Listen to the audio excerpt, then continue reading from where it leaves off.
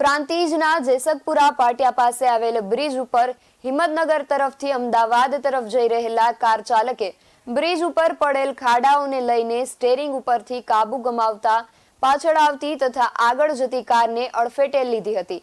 તો એક કારનો આગળનો ભાગ કૂચડો થઈ ગયો હતો તો અન્ય બે કારને પણ મોટું નુકસાન થયું હતું. અકસ્માતમાં ત્રણેય કાર ચાલક સહિત કારમાં સવાર લોકોનો આબાદ બચાવ થયો હતો. ત્યારે આ બ્રિજ ઉપર પડેલ ખાડાઓને લઈને અહીં અવારનવાર અકસ્માત સર્જાય છે.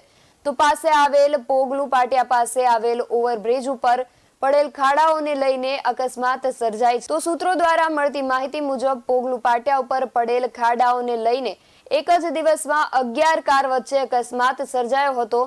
હાલ તો બ્રિજ ઉપર પડેલ ખાડાઓને લઈને પૂર ઝડપે આવતા વાહન ચાલકો તો ખબર ન હોય કે અવારનવાર અકસ્માતના કિસ્સાઓ સામે આવી રહ્યા છે. ત્યારે હાલ તો બ્રિજ ઉપર પડેલ ખાડાઓને લઈને હાઈવે ઓથોરિટીમાં રજૂઆત બાદ પણ કોઈ કાર્યવાહી કરવામાં નથી આવી રહી અને આ ખાડાઓ પૂરવામાં આવતા નથી. માત્ર રોડ ટેક્સ ઉઘરાવવામાં જ રસ હોય તેવું હાલ તો સ્પષ્ટ જણાઈ રહ્યું છે.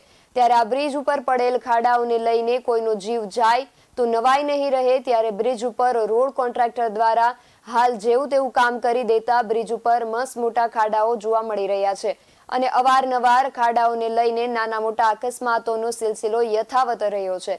ત્યારે પ્રાંતિજ પોલીસને અકસ્માત અંગેની જાણ થતાં તાત્કાલિક ઘટના સ્થળે દોડી જઈ હતી અને રોડ વચ્ચે રહેલી ગાડીઓ રોડની સાઈડમાં કરાવી રોડ ઉપર થયેલા ટ્રાફિકને હળવો કર્યો હતો. ત્યારે પ્રાંતિજ પોલીસ દ્વારા આ રોડ કોન્ટ્રાક્ટર તથા તગડો ટોલ ટેક્સ ઉઘરાવતી હાઈવે ઓથોરિટી સામે પોલીસ ફરિયાદ દાખલ કરી આગળની કાયદેસરની કાર્યવાહી કરે તેવી લોક માંગ પણ હાલ ઉઠવા પામી હતી. ત્યારે જોવું રહ્યું કે પ્રાંતિજ પોલીસ દર વખતની જેમ અકસ્માત સ્થળે દોડી જઈ માત્ર વાહનોને હટાવીને ટ્રાફિક ખુલ્લો કરી સંતોષ માનશે કે પછી આ રોડ કોન્ટ્રાક્ટર તથા હાઈવે ઓથોરિટી સામે એક્શન લેશે. VSN TV ન્યૂઝ સાથે ઉમંગ રાવલ, સાબરકાંઠા.